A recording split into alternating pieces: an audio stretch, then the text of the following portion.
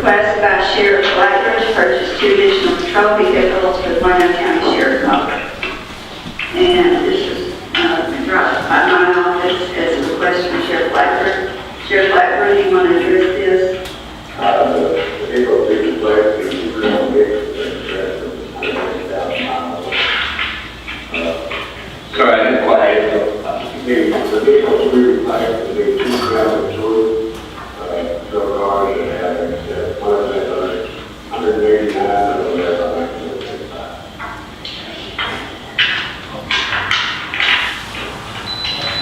And who's going to be the driver of these new vehicles?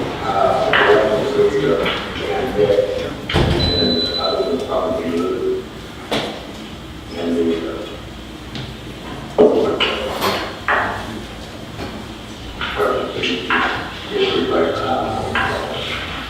Mr. Peck, as I understand,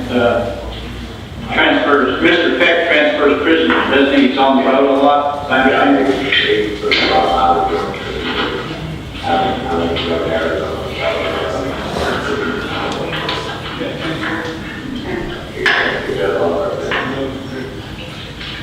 I think we have budgeted for 2 vehicles in our non-discretionary or non-departmental budget, but we also have gone through the process of the vehicle use policy, and we want to complete that prior to any additional action. Has that now been completed? All the sign-offs required that we have needed? No. No. Okay. Are we going to get those soon? What's the status of that? I will be getting towards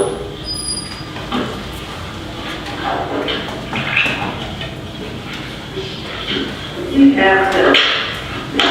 have the signature sheet. I'm sorry. What is this? This is an answer to my quarterly report, my position on the. Okay, well, this is not on the agenda, so I don't think we can really. Well, he asked about 2 vehicles. I know, did we have the signatures was the question.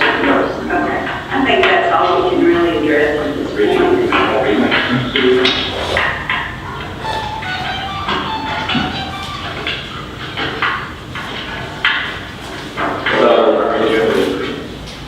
But on this issue, I think, certainly we can discuss this in detail, on the vehicle use policy signatures and approvals of the That would be my suggestion.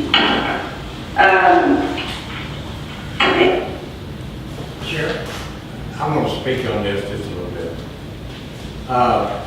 In the last commissioner's court, well, the one before that, the commissioner passed a vehicle use policy that basically everything that has to do with vehicle use would be totally controlled by the commissioner's court. In this policy are things that say they will tell every department how they will use their vehicles. They will, you have to get permission from Commissioner's Court if you want to put lights or sirens on your vehicle. You have to get Commissioner's permission if you go out of county. You have to report the date, time, destination, and specific reason for any travel outside the county. And it also says that they've got seized vehicles. Seized vehicles are ones that we seize, and usually drug transactions or something like that. That is totally against the law. Those seized vehicles are seized by the sheriff's office, and they are sold, and the proceeds of those go to law enforcement and the DA's office. But they want to control those vehicles too. It is absolutely total control by the county commissioner's court as to any law enforcement use of the vehicle. And Texas statute declares that a sheriff is a constitutional officer. And I have certain authority, I have certain duties to address law enforcement in the county. And the sheriff is the head law enforcement officer in the county as it relates to law enforcement. And in my view, The letter that I presented to him, I don't have a copy, I wish I brought one with me, y'all. Somebody probably got one. But in my view, I looked up several Attorney General's opinions, several case laws, court cases, even cases from the Fifth Circuit Court, and they stress that the sheriff as a constitutional officer, has a sphere of authority in which no other officer in the county can infringe on.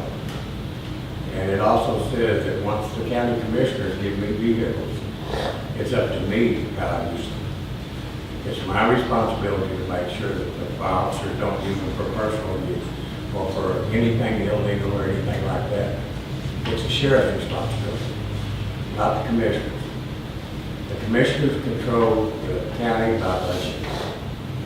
That is their main function, is to control the budget too. Now, if next year they may cut my budget severely, but I will not sign this vehicle policy. John and I, we've had a vehicle policy for the sheriff's office since we came in office 8 years ago. The county commissioners did not even know that. They didn't ask. When this vehicle policy was drafted, it was drafted with zero input from me. And I have approximately 30 to 35 vehicles, by far the largest amount in any department in the county. And we received no input into this. We didn't even know it was coming. It just all of a sudden appeared on the agenda and said for consideration and passage.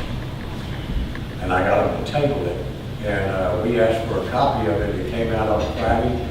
We asked for a copy Friday afternoon. It wasn't available to us. We got a copy 30 minutes before the next Monday morning meeting of Commissioner's Court. I would think that something that involves vehicles with a sheriff's office, there would be some input into it in the county commissioners and the county judge. They saw fit not to. And it's kind of like what they did over here in Kingston. They saw fit not to involve y'all in whether or not your precinct would be approved.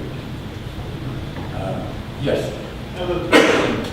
If a sheriff's deputy has to chase somebody across the bridge in another county, in Vernon County, Okay. they have to stop and go to the court to get permission to chase that? No, they don't have to get permission, but at the end of the month, the deputy's going to have to file a report, and I'm going to have to sign it, and it's going to go to the county auditor to be reviewed by the commissioner's court on the date, time, destination, specific reason for going, and if that report is not in by the end of the month, that employee is not able to use a vehicle.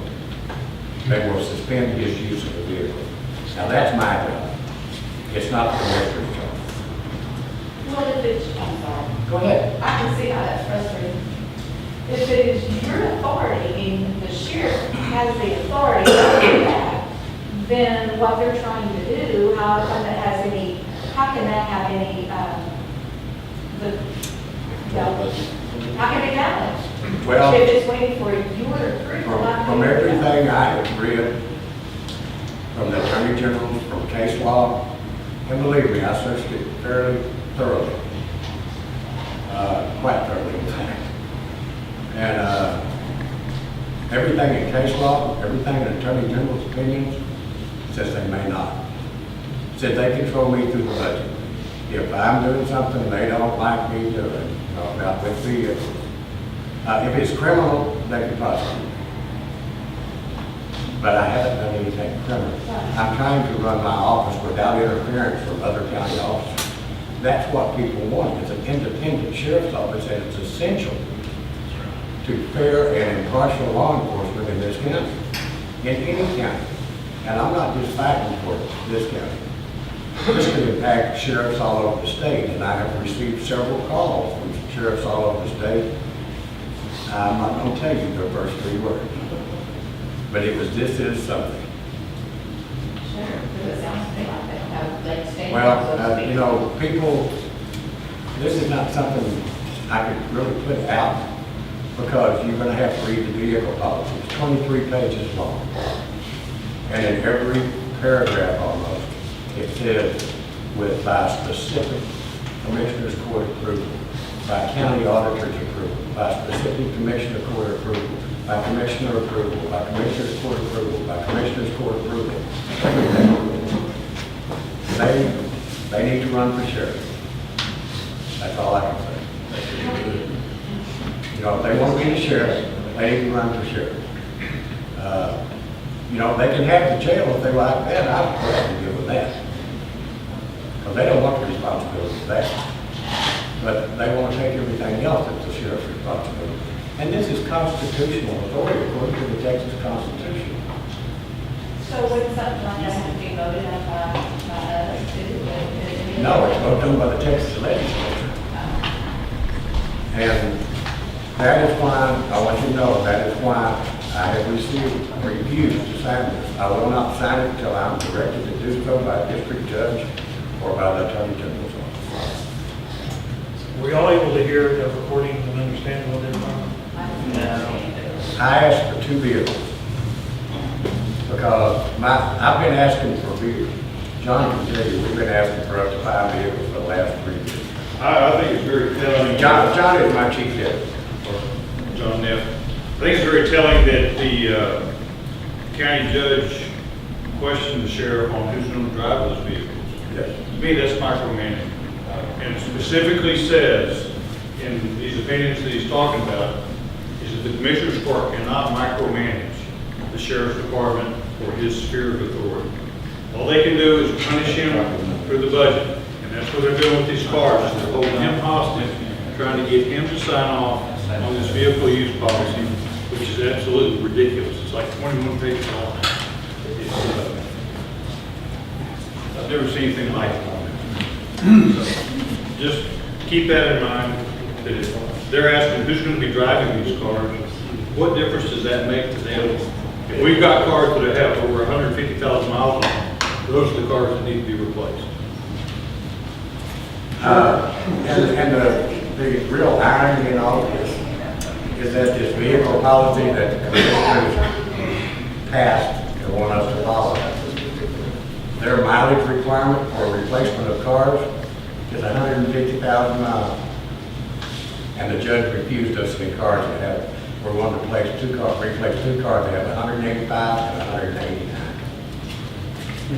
Sheriff, this policy was voted in open court, right? Yes. I'll say you, Ron Wilson.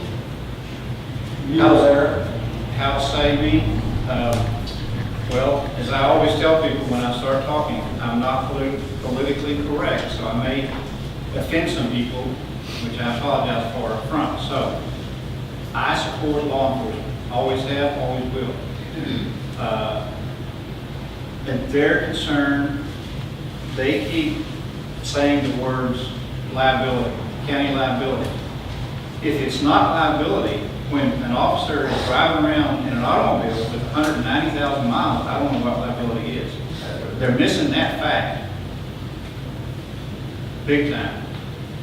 And the money's there. It's appropriated. It's in a fund for the 2 cars. They're holding the cars and the cops in hostage because they won't sign the vehicle policy agreement. So you voted against it? I voted against removing it from the agenda when there was discussion at the end of discussion. More discussion, it's on the table. And as you'll see in the paper, it's usually 4-1, and I'm the one that votes against something that I think is ludicrous. So, and I'll put it on the agenda again for Monday, so we'll see what happens Monday. I think Mr. Wilson also made the comment that it was a micromanagement document. I did. Itself in open court. It's micromanaging, and it's taking the power and control away from the department heads, whether it's the sheriff, the tax assessor, or whomever. In my opinion. Mr. Wilson voted no on this. Okay, that's the answer I'm looking for. He was the only commissioner to vote no, and he has long supported us. And that's one reason I'm here this afternoon. And I need support, because I may not be here after this year. Thanks, Judy. I want to read one small portion as to where I got my input, some of my information regarding the authority and duties of the sheriff in the state of Texas. This is part of a Fifth Circuit of Appeals ruling out of New Orleans. And it says the Fifth Circuit stated in Bennett, it has long been recognized that in Texas, the county sheriff is the county's final policy maker in the area of law enforcement, not by virtue of the delegation by the county's governing body, but rather by virtue of the office to which the sheriff has been elected. Following the reasoning in the above line of cases, a Houston Court of Appeals held that a Texas sheriff has the power to make and enforce rules, regulations, and policies. Sheriffs have the authority to define objectives and choose the means of achieving them. In Texas, a county sheriff is the county's final policymaker by virtue of the office to which the sheriff has been elected. Furthermore, the sheriff of a county is an elected official. As such, he enjoys a sphere of authority in which he is free to manage his office without interference from the Commissioner's Court. We are fully in accord with respondents in pointing out, as they do, that the county and county Commissioner's Court are not synonymous, nor are they one and the same. We quite agree that the County Commissioner's Court is not charged with the management and control of all of the county's business affairs. Each of the various elected officials, including the assessor collector and the sheriff, has a sphere that is delegated to him by law and within which the Commissioner's Court may not interfere. The Commissioner's Court, in an effort to comply with, this is an example, in Shelby County, the Commissioner's Court, in an effort to comply with the Fair Labor Standards Act, adopted a policy that would require any county employee that worked in excess of 40 hours in any one week to take the appropriate comp time off for holiday leave. The deputies were found by the court to be in violation. This is the Commissioner's Court. The deputies were found by the Commissioner's Court to be in violation of the policy and were suspended for 30 days and were notified that any future violations would result in termination. Their court held that while it is the Commissioner's Court which possesses the authority to determine the number of deputies to be appointed and their compensation, it is the sheriff who has the absolute right to determine the persons to be appointed. The powers delegated to the Commissioner's Court, just like the sheriff, are also set by the constitutional legislature. I can find no statute on point that would allow the Commissioner's Court to intervene into the sheriff's sphere of authority in carrying out the mandates of his office. Now, from that, if it has to do with law enforcement, they have no business dealing with it. I understand it's the county's property, it's not my property. But when the court gives me this property to use in my line of work, it's up to me to determine how to use it. It's up to me to determine where it goes. It's my responsibility, not the court's. It's a very complicated issue. We have a county judge sitting right here, and I haven't seen him shake his head no yet.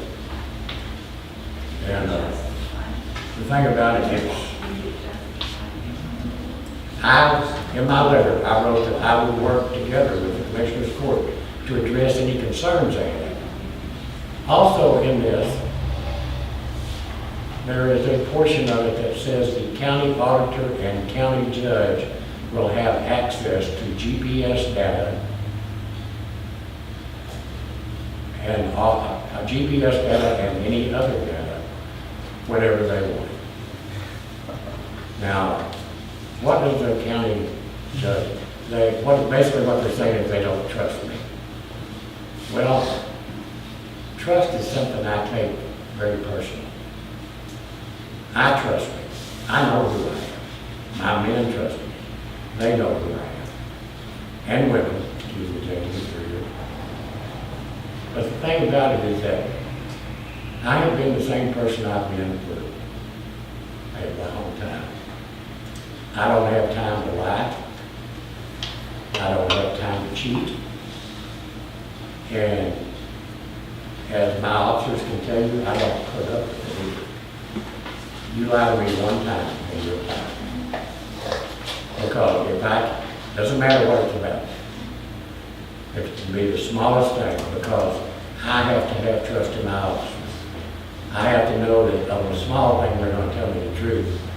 Because if they lie to me on the small thing, what are they gonna do with the big thing? And in our line of work, you can get big things real quick. And I have to have the utmost confidence in my officers. And I do. And they do in me, and I will back them up.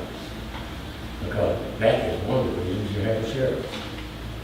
You have somebody to have their back, because the public doesn't always have all the facts when the rumors start flying. And facts is what we deal with. Cold, hard facts, and as many facts as we can give.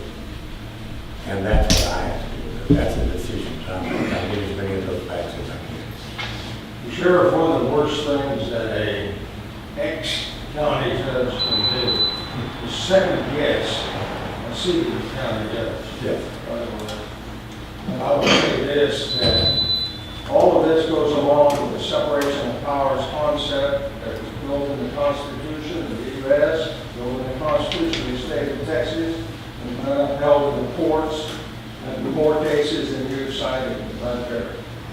You're quite correct in saying that the county commissioner's court controls the budget and a number of other things, but they do not control other county elected officials, whether they're a justice of peace, or whether they're a constable, or whether they're sheriff of county.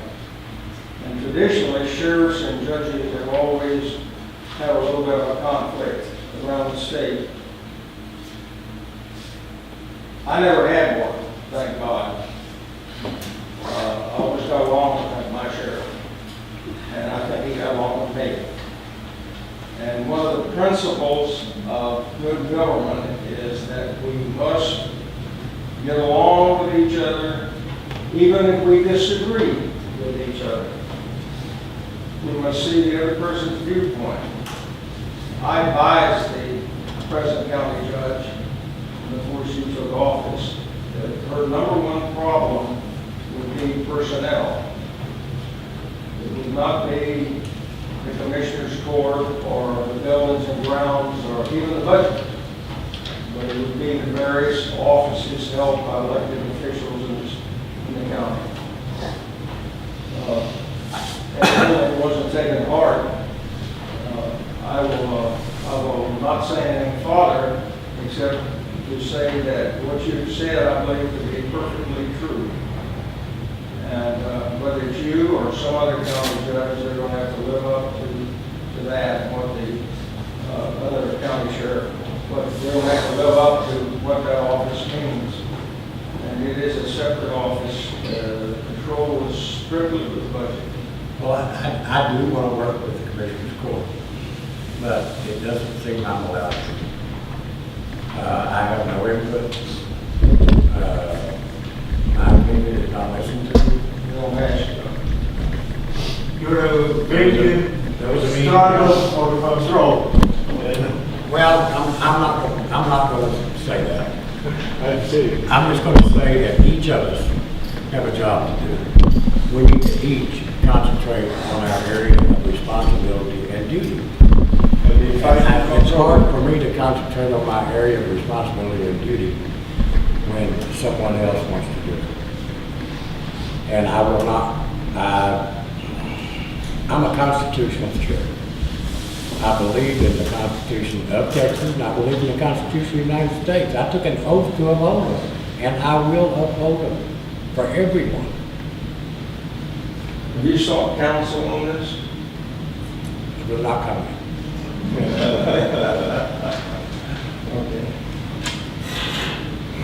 Well, Bill, as far as my understanding is, where I see this, we as citizens of Kingsland and business owners of Kingsland, we elected you as our sheriff to hold office to do what we elected you to do, and that is to control the sheriff's department. In my opinion, I'm sure your duties go way beyond that, probably far beyond what I understand.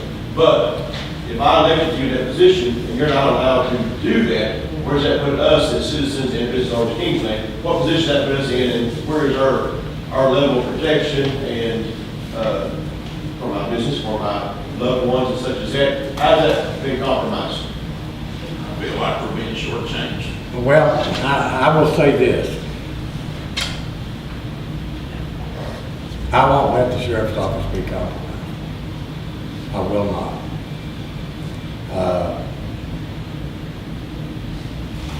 I'm pretty hard-headed. But I try to base my hard-headedness in principle. And the things I believe in, I will stand by. The people I believe in, I will stand by. And my responsibility is to the people of this county, not to this commissioner's court. The people of the county are the ones that elected me. Commissioner's court didn't appoint me.